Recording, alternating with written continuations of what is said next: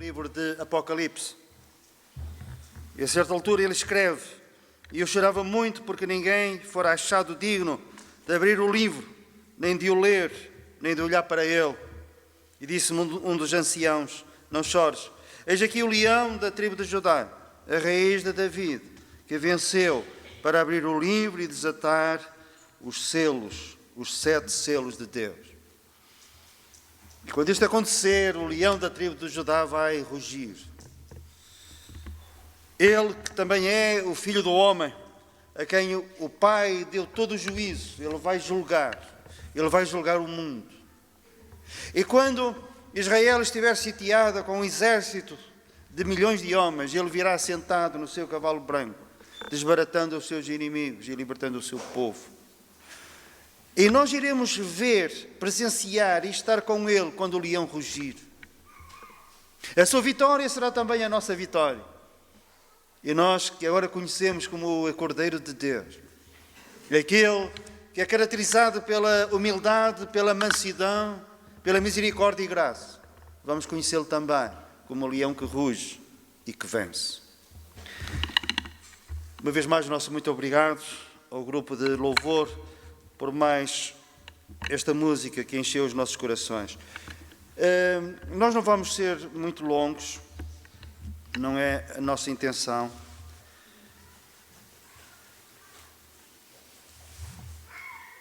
O apóstolo Paulo uma vez escreveu: nós procuramos muito agradar-lhe.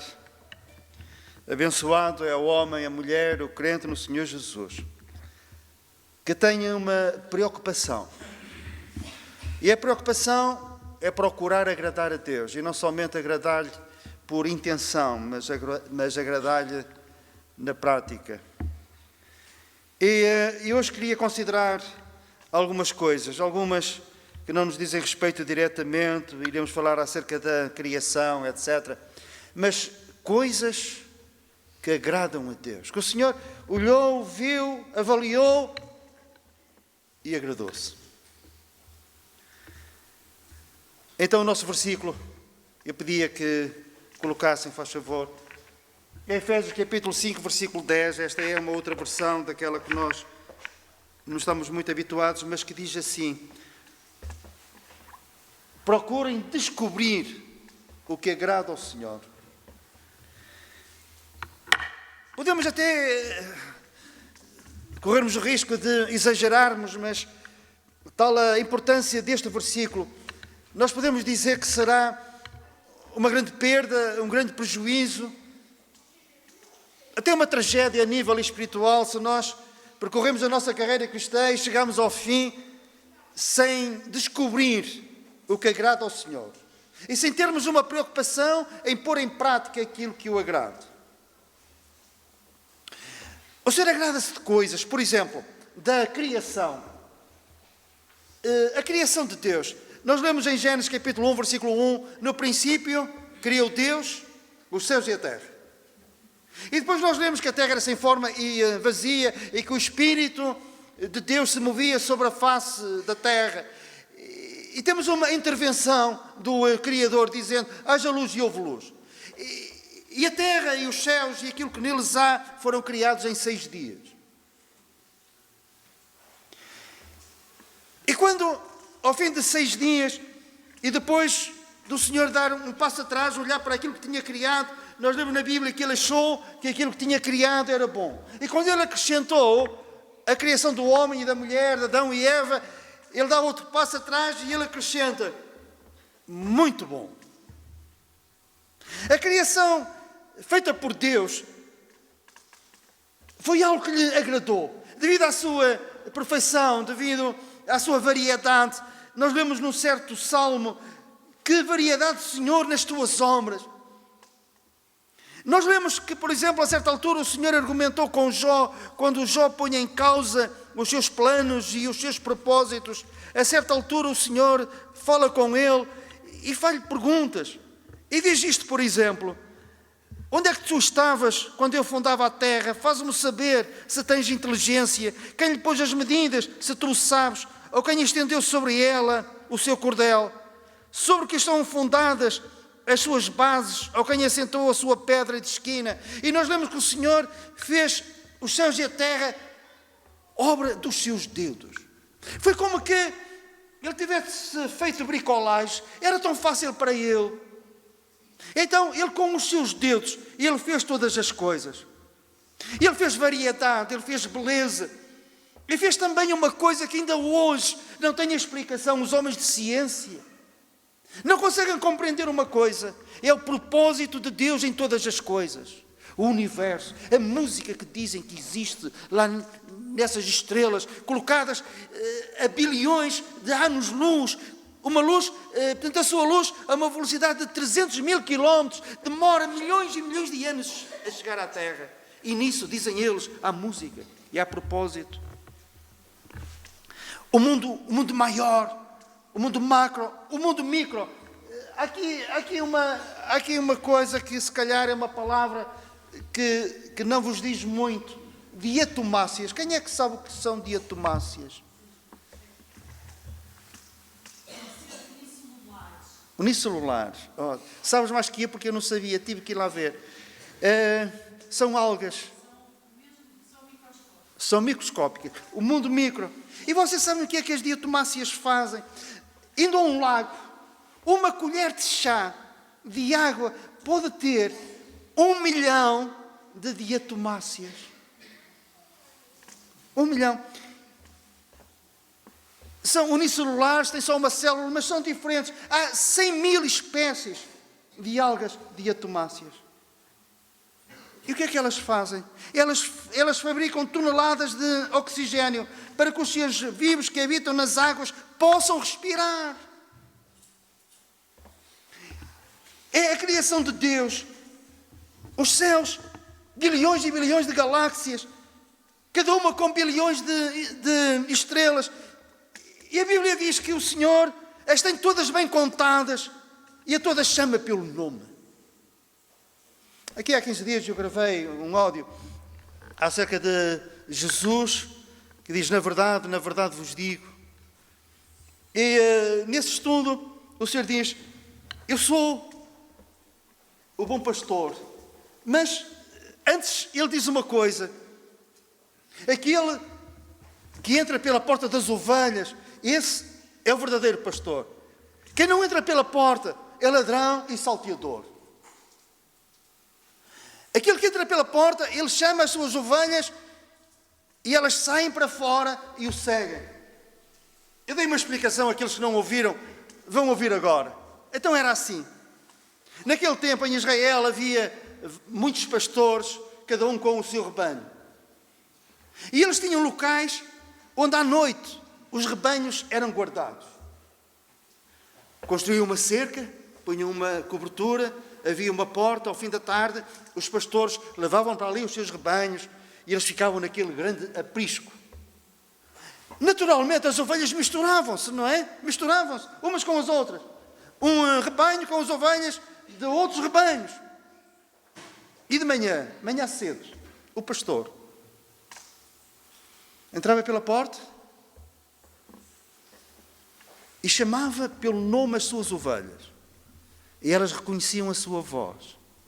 Ele ia saindo, ia chamando, elas iam seguindo a voz do seu pastor. E agora aqui o Senhor diz que as estrelas estão todas bem contadas e Ele chama cada uma pelo nome. Porquê é que o Senhor chama as estrelas? Não sei. Se calhar para cumprir algum desidrato seu, algum plano, algum propósito. E Ele chama. E depois a Bíblia diz, e nenhuma falta a essa chamada. Nenhuma falta à chamada de Deus. Deus agrada-se da sua criação. Deus agrada-se do seu Filho, o Senhor Jesus. Por 2 vezes. O Senhor do céu, Ele fala acerca de Jesus e diz, este é o meu Filho amado em quem eu me agrado. 2 situações distintas. A primeira, Jesus está nas águas do Rio Jordão para ser batizado por João Batista. E há uma relutância grande em João Batista em batizar Jesus. Estão a ver a passagem? João, a certa altura, dizia: eu careço de ser batizado por ti e tu vens a mim para eu te batizar a ti. Mas havia uma razão que explica esta resistência de João Batista para batizar Jesus. É que as pessoas que se submetiam ao batismo de João Batista eram pecadores, eram os publicanos, eram as meretrizes, era a ralé da sociedade daquele tempo. Os fariseus, na sua autojustiça, não se submetiam a esse batismo, porque as pessoas, ao serem batizadas por João, confessavam os seus pecados. Era um batismo para pecadores. E agora vem Jesus e diz para que João o batize. E o que é que João pensa? Então eu há pouco disse que ele era o Cordeiro de Deus que vinha para tirar o pecado do mundo. E agora eu vou batizá-lo como um simples pecador que ele é. Ele não é assim. Mas ouve-se uma voz do céu: este é o meu filho amado, em quem me agrado. Jesus está no meio dos piores. E o Pai diz: eu agrado-me dele. Numa outra altura, Jesus está no meio dos melhores. Moisés,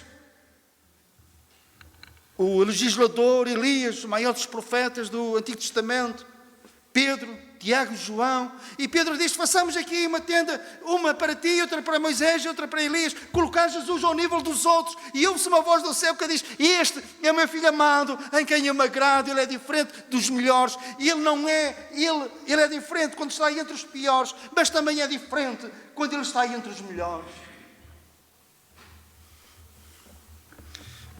O Pai agrada-se do Filho pelo seu caráter. Ele não teve por usurpação ser igual a Deus, mas aniquilou-se a si mesmo, tomando a forma de servo. E achado na forma de servo, ele fez-se semelhante aos homens. E achado na forma de homem, ele humilhou-se a si mesmo, sendo obediente até a morte e morte de cruz. O seu caráter. Ele andou por toda a parte fazendo bem. Deus era com ele.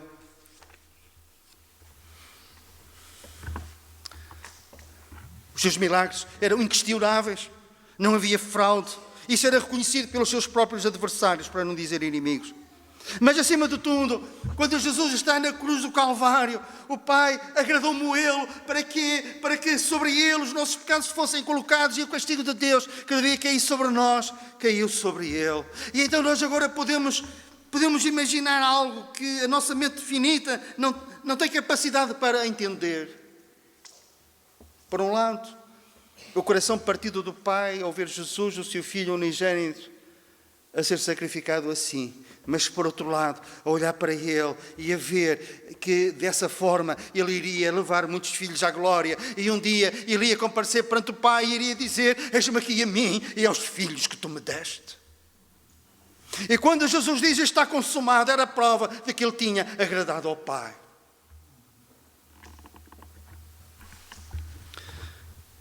Deus agrada-se do seu povo, da sua igreja.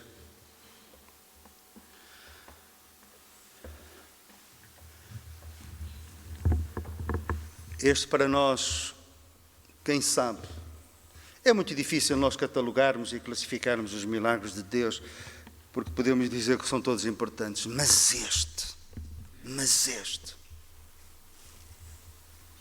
Quando nós falamos acerca de conversão, nós pensamos em quê? Pensamos em perdão de pecados, pensamos em mudança de vida, pensamos que temos outras prioridades, que temos outros amigos. Mas há uma coisa. A conversão implica aquilo que Paulo escreve aos Efésios no capítulo 1, que diz assim: Ele nos fez agradáveis assim no amado, e Ele nos fez agradáveis assim em Cristo. E agora reparem, eu estou a olhar para vós, vocês estão a olhar para mim. E se nós aos nossos próprios olhos temos defeitos, vocês têm defeitos, eu tenho defeitos, nós não pomos as mãos no fogo, eu não ponho as mãos de fogo por vós, vocês também não ponham as mãos no fogo por mim, porque haverá coisas que, se vocês soubessem e que se eu soubesse, nós não nos iríamos agradar uns dos outros. E agora pensem, nós aqui, aos olhos de um Deus santo, perfeito, que, como nós cantamos, odeia a iniquidade, e Ele agora olha para nós e nos vê agradáveis. E mais, ele olha para mim, olha para cada um de vós que já creu em Cristo, e Ele pode dizer: tu és o meu filho amado, em quem eu me agrado. Porquê? Porque nos fomos feitos agradáveis a Deus em Cristo.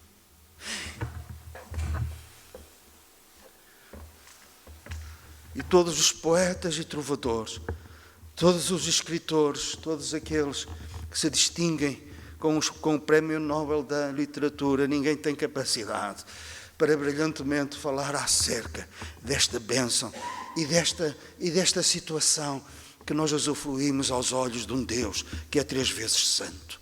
Ele que odeia a iniquidade, que odeia o pecado. Ele olha para nós e, em vez de ter esse sentimento, Ele tem um amor por nós inigualável. E diz: eu agrado-me dele. Será este o maior milagre de todos?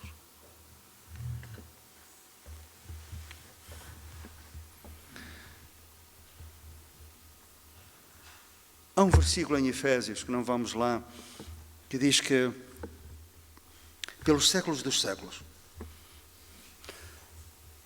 nós vamos crescer em sabedoria. Nós no céu nós não vamos ficar estagnados quanto ao conhecimento de Deus, ao conhecimento dos seus atributos, ao conhecimento da sua palavra. Pelos séculos dos séculos.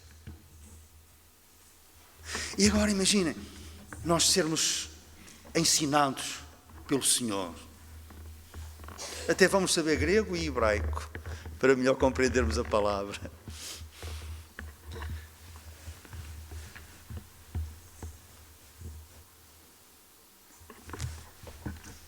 E vamos mergulhar nas profundezas de Deus, acerca daquilo que Ele é, do seu caráter, dos seus atributos e daquilo que nós ganhamos em Cristo. E uma das coisas que com certeza ainda mesmo no céu nos vai impactar tremendamente, sabem o que é? É nós constatarmos de uma forma ampla, abrangente, nós vamos ver, nós vamos conhecer o que significa termos sido feitos agradáveis a Deus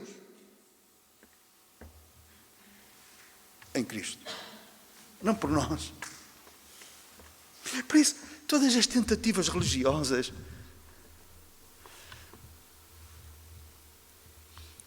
todas as tentativas humanas,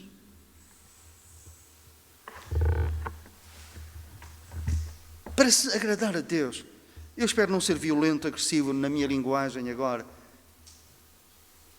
mas isso é um insulto para Deus. Quem é o homem que ousa tentar tornar os outros ou ele próprio atingir um certo nível de espiritualidade, de perfeição, de modo que o Senhor olhe para ele e, de acordo com as suas forças, as forças de cada um, os méritos de cada um, ele diz: olha, tu conseguiste agradar. Não, somos feitos agradáveis a Deus no amado, feitos agradáveis a Deus em Cristo. Deus olha para nós e vê-nos como se nós nunca tivéssemos pecado, perfeitos e completos em Cristo, diz Paulo, noutra parte. E isto é o Evangelho, esta é a maravilha deste Evangelho que nós temos o privilégio de pregar e de anunciar.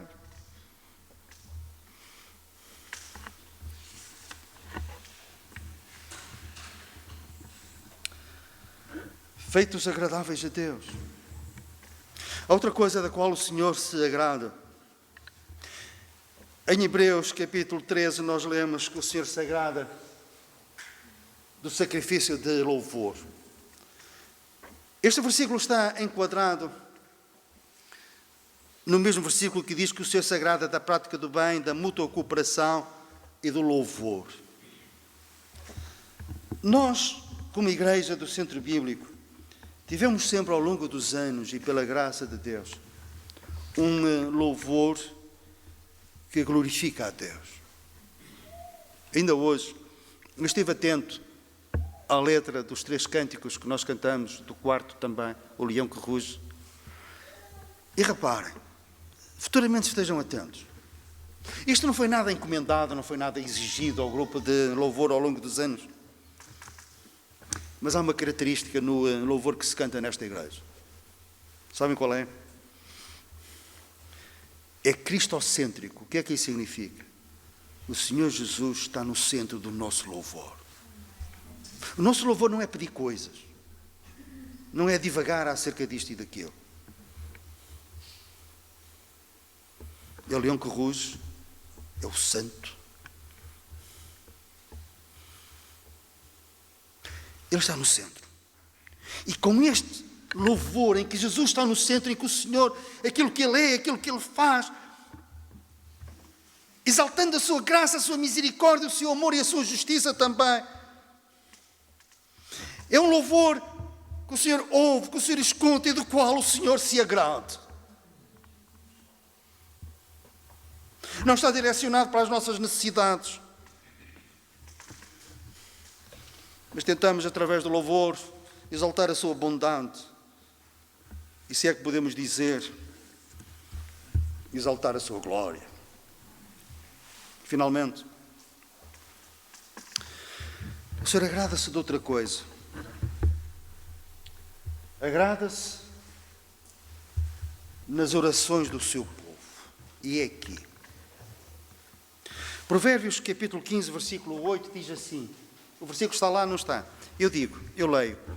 Provérbios, capítulo 15, versículo 8, diz assim.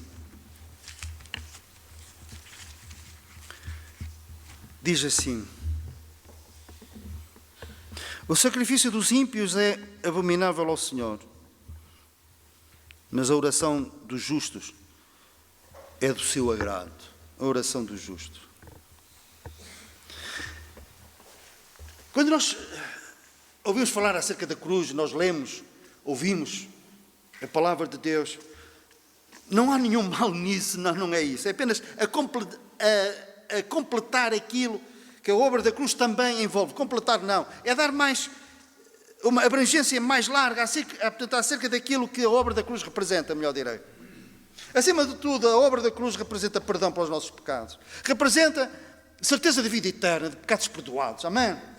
Essa é a obra da cruz. É o sangue derramado do Senhor Jesus que nos purifica de todo pecado. E por causa dessa obra Ele pode salvar perfeitamente todos aqueles que por Ele se chegam a Deus. É por meio da cruz que nós temos paz com Deus, por nosso Senhor Jesus Cristo. Somos salvos, estou a citar versículos, pelo sangue da sua cruz. Mas há outra coisa que a obra da cruz faz. Dá-nos acesso ao coração de Deus. Dá-nos acesso à presença de Deus.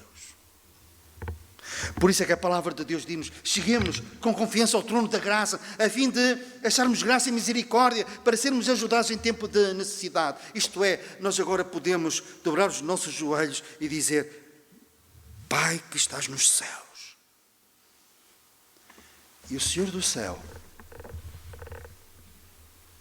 olha para o seu filho ajoelhado, sentado numa cadeira, com o coração contrito e arrependido, mas ao mesmo tempo ciente e em reverência, que está a falar com o Deus que criou os céus e a terra e que até é seu Pai. A Bíblia diz que Deus se agrada das orações do seu povo. A oração do justo, Ele se agrada. Há outra versão que diz: Ele tem o seu deleite. É algo que Ele se agrada prolongadamente. E Ele agrada-se tanto disso. É como que Ele tenha necessidade, entre aspas, Ele tenha necessidade de ter uma lembrança. E então no céu Ele tem uma lembrança das nossas orações. E nós lemos que existem lá taças de ouro, cheias de incenso, que são as orações dos santos. E se calhar durante aquele período do dia mau, de desânimo, de tristeza, que apetece desistir, o Senhor olha e não nos vê a orar, mas Ele olha para as taças, as minhas taças, as vossas taças, onde estão registadas, guardadas as minhas orações. Servem para memória diante de Deus, como o Senhor disse a Cornélio. As tuas esmolas servem de memória, mais do que as nossas esmolas. As nossas orações servem de esmola, melhor, servem de memória diante de Deus. E o Senhor se lembra.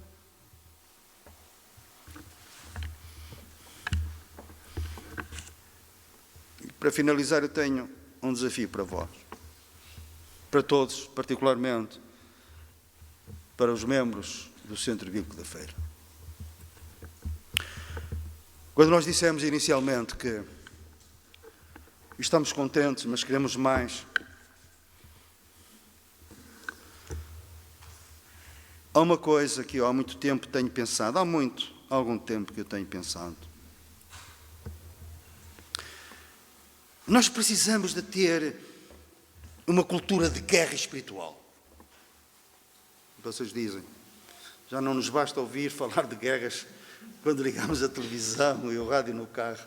Agora este aqui também vai falar acerca de guerra. Sim, guerra espiritual. O que é guerra espiritual?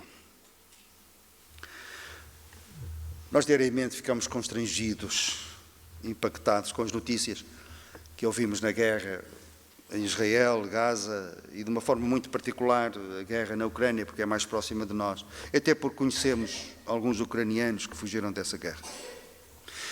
Vamos agora pensar na Ucrânia. Eles têm uma cultura de guerra, vivem com uma cultura de guerra. E o que é que isso significa? Eles ouvem as sirenes à noite, às vezes 3 e 4 vezes. Dizem que é um barulho ensurdecedor. Quando os mísseis russos se dirigem para Kiev, por exemplo, que é a capital, então as sirenes tocam naquela cidade. Mas tocam de tal forma que não há ninguém que não ouça aquela sirene. Eu tenho uma pálida ideia daquilo que isso é. Eu, durante 10 anos, eu fiz urgências à noite em Arouca. E às vezes tentávamos dormir um bocado. Só que havia lá um maldito telefone, daqueles antigos. Quando chegava um doente, telefonavam para o quarto. Não havia nenhum médico que conseguisse resistir àquele barulho. Dávamos um salto. Atirávamos para o chão, se fosse preciso. Nós queríamos, com toda a rapidez, levantar-nos para usar para acabar aquilo. Foi tão traumatizante que quando eu deixei de fazer urgências, tínhamos também um telefone fixo em casa. Quando ele tocava, só me faltava atirar-me de debaixo daquilo onde eu estava.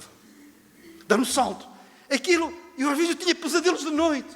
Mesmo passados uns anos, eu acordava com o barulho daquele telefone.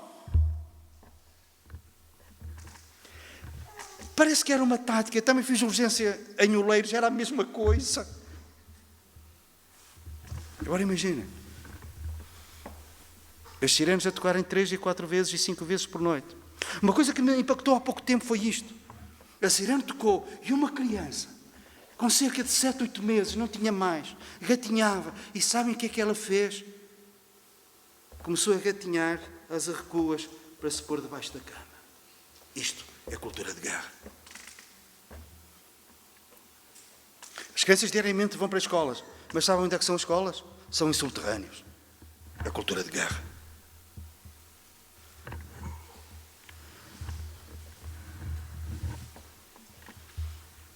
E saem ao centro de Kiev. E sabem, têm informações fidedignas. E veem aquelas bandeiras todas, centenas de milhares de mortos e de estropiados. É uma cultura de guerra.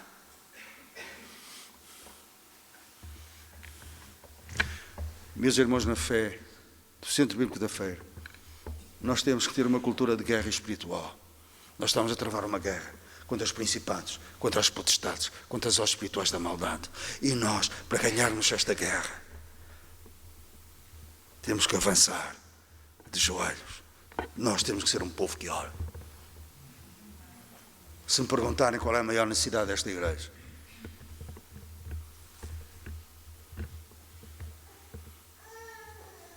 sem a menor dúvida, eu direi, a maior necessidade é que este povo tenha uma cultura de guerra e que ore.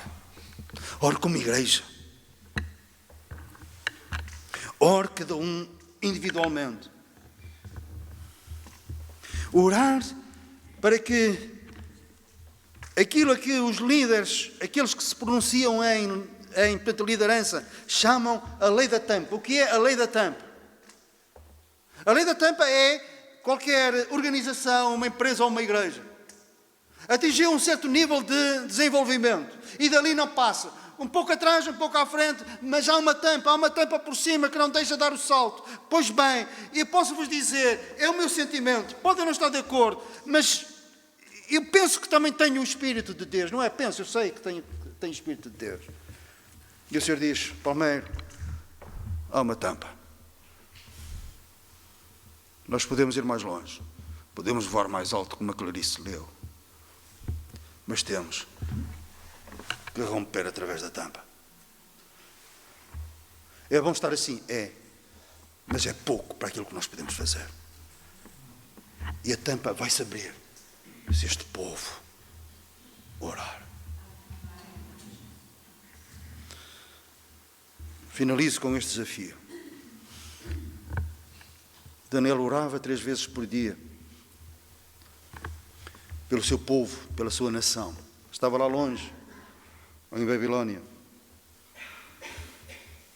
Mas independentemente de tudo, nem que houvesse uma ameaça de morte se alguém orasse, ele, como de costume, 3 vezes por dia, ele ia para o seu quarto, janelas abertas, sem se esconder, virado para Jerusalém. Ele ajoelhava-se e orava. E a tampa que estava sobre a nação abriu-se. Meu desafio, e com alguma frequência irei perguntar daqui.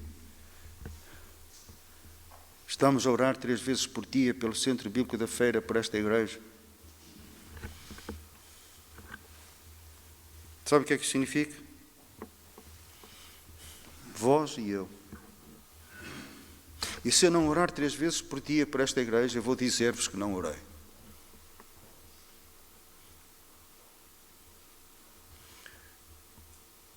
Mas orar com uma cultura de guerra.